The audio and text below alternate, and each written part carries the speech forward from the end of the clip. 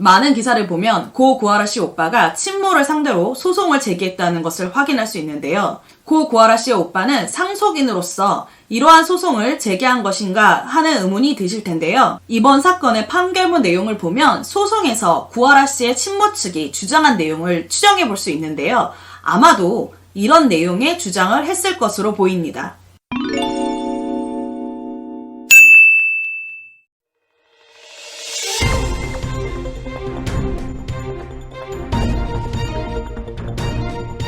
최근 고 구하라 씨의 상속재산에 관한 판결이 나와 큰 이슈가 되었습니다. 고 구하라 씨의 오빠 고은 씨가 친부의 동의를 얻어 부양 의무를 다하지 않고 인연을 끊고 살던 친모가 상속 자격이 없다는 취지로 상속재산 분할 심판 청구를 한 사건에서 고 씨를 키운 아버지가 아이들을 떠났던 어머니보다 재산의 20%를 더 받아야 한다는 법원의 판결이 나왔기 때문입니다. 오늘은 가사법 전문 변호사로서 이번 고 구하라 씨의 소송이 어떤 의미가 있는지 쉽게 설명해 드리도록 하겠습니다. 광주가정법원 가사 2부 남해광 부장판사는 지난 17일 고 구하라 씨 오빠 고은 씨가 친모 A씨를 상대로 제기한 상속재산 분할 심판 청구 소송에서 구 씨의 청구를 일부 인용한다고 판결했다.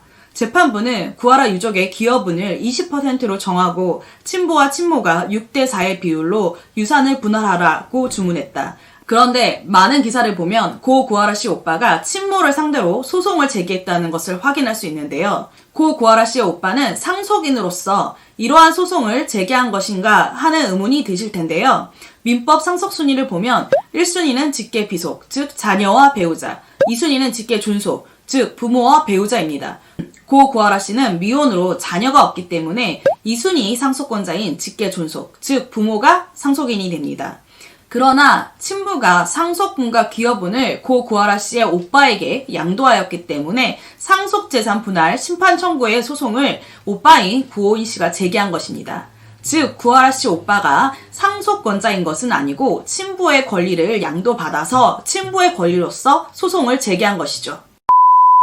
구하라 씨의 친부 측 소송대리인 노종원 변호사의 입장문을 보면 이런 문구가 있습니다. 현행법 체계하에서 재반 사정 등을 종합적으로 고려하면 기여분을 인정해준 근본 법원의 판단은 구하라법이 아직 통과되지 않은 현행법 체계하에서는 기존의 법원의 입장에서 진일보한 판단입니다. 구씨 측 변호사가 한부모 양육자에게 기여분을 20% 인정한 이 사건 판결에 대해 현행법 체계하에서는 기존의 법원의 입장에서 진일보한 판단이다 라는 표현을 한 것은 많은 의미가 있습니다.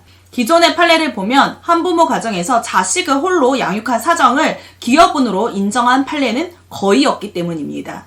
상속의 기여분이라는 것은 공동상속인 중 상당한 기간 동안 동거, 간호, 그 밖의 방법으로 피상속인을 특별히 부양하였거나 피상속인의 재산을 유지 또는 증가하는데 특별히 기여한 사람에게 그 기여한 만큼의 재산을 가산하여 상속분으로 인정하는 제도입니다. 이처럼 기여분이 인정되기 위해서는 특별한 기여여야 하고 기여 행위로 인한 피상속인의 재산이 유지 또는 증가가 있어야 합니다.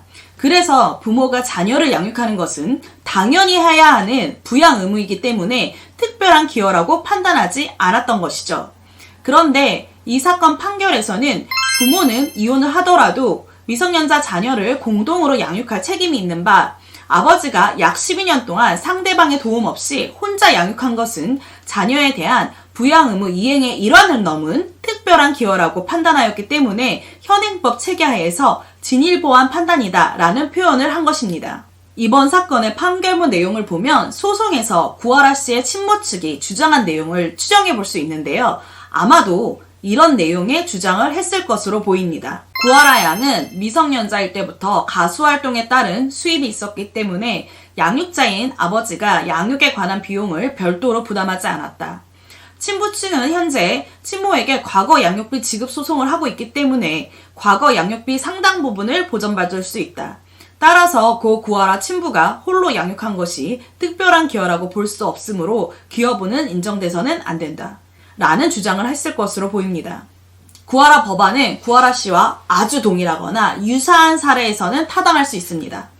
그러나 그 외의 케이스에서는 예상치 못한 문제점들이 많이 발생할 수 있기 때문에 다음 국회 회기가 오더라도 현재 원안 그대로 통과되는 것은 힘들 것으로 보입니다. 다만 고 구하라 씨의 사건처럼 부모가 최소한의 도리도 하지 않았음에도 불구하고 부모였다는 이유 하나만으로 불합리하게 상속받는 사례가 없어질 수 있도록 관련법이 개정되고 많은 판례들이 생겨나길 바라보겠습니다.